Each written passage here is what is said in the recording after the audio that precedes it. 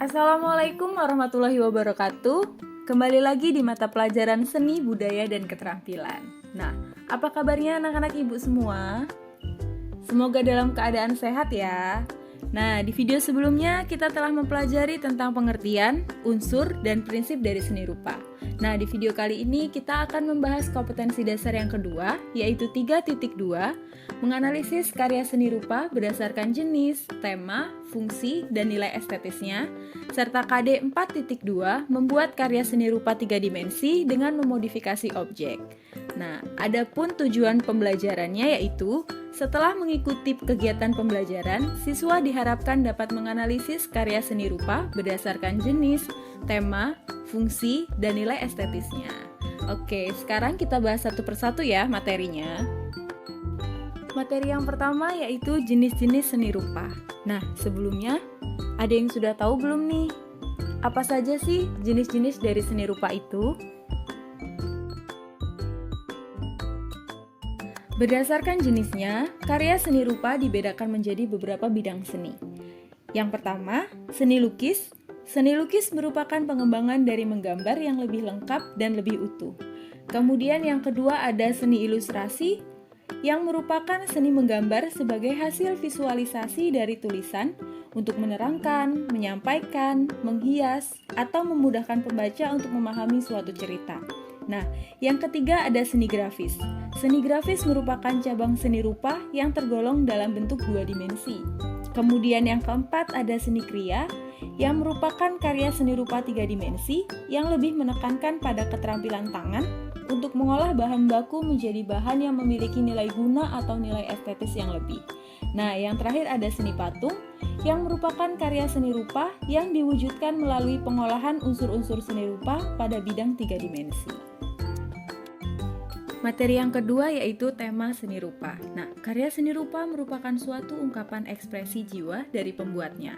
Nah, ekspresi jiwa, gagasan, ide, dan pokok pikiran tersebut terangkum dalam bentuk tema. Dengan memahami tema dari suatu karya seni, kita dapat memahami juga maksud dan tujuan penciptaan yang disampaikan oleh pembuatnya. Nah, berikut beberapa tema yang umum digunakan oleh seniman. Yang pertama yaitu hubungan manusia dengan dirinya. Para seniman tidak jarang menjadikan dirinya sendiri sebagai tema atau objek dari karyanya.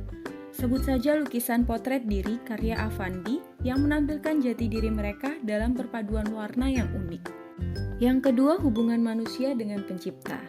Agama dan ilmu pengetahuan merupakan dua hal yang saling melengkapi.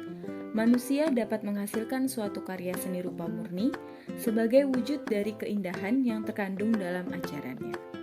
Nah, yang ketiga, hubungan manusia dengan manusia lain. Hubungan seseorang dengan orang lain bisa memberikan ide atau gagasan dalam menghasilkan karya seni. Dalam menghasilkan karya seni berdasarkan hubungan dengan manusia lain, sosok yang ada dalam lukisan atau menjadi tema dari karya mereka bisa saja hanya merupakan sosok yang ada dalam pikiran mereka. Yang keempat, hubungan manusia dengan alam sekitar. Nah, alam sekitar merupakan faktor yang mempengaruhi seorang seniman dalam menghasilkan karya. Bagi pelukis yang begitu realistis, mereka biasanya sangat terinspirasi oleh keindahan alam.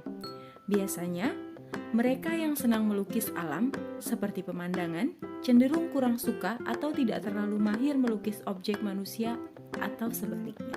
Nah, yang kelima, hubungan manusia dengan benda. Benda yang berada di sekitar kita bisa menjadi objek lukisan yang mengesankan. Bentuk-bentuk benda tersebut juga dapat melahirkan imajinasi akan bentuk-bentuk lainnya yang tidak terfikirkan sebelumnya. Nah, yang selanjutnya yaitu hubungan manusia dengan imajinasi. Tema ini merupakan tema yang paling banyak digunakan oleh seniman-seniman yang menghasilkan karya lukis abstrak. Ada kalanya bentuk atau wujud yang terlihat dalam karya mereka datang begitu saja melalui imajinasi atau daya hayal mereka. Yang terakhir yaitu hubungan manusia dengan kegiatannya. Banyaknya aktivitas manusia memberikan inspirasi kepada para seniman untuk mencoba mengabadikan momen-momen tertentu dalam bentuk karya seni rupa. Materi selanjutnya yakni tentang fungsi dari seni rupa. Seni rupa mengandung nilai estetika yang dapat memberikan rasa nyaman atau kekaguman pada para penikmat karya seni rupa. Adapun beberapa fungsi seni rupa yaitu: yang pertama, menyampaikan nilai-nilai budaya dan ekspresi dari seniman. Yang kedua, sebagai sarana ritual keagamaan. 3. Sebagai benda kebutuhan sehari-hari. 4.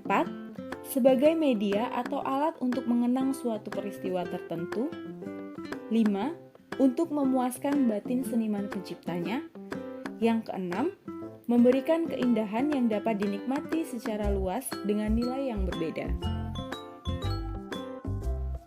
Sedangkan berdasarkan cangkupan fungsinya bagi kehidupan manusia, fungsi karya seni rupa dapat dibedakan menjadi dua.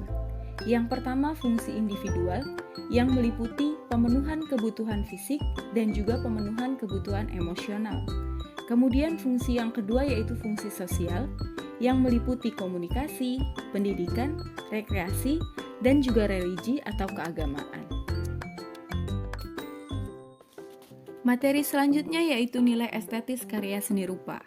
Nah, pengalaman estetis menekankan pada melakukan hal-hal untuk sesuatu yang orisinil.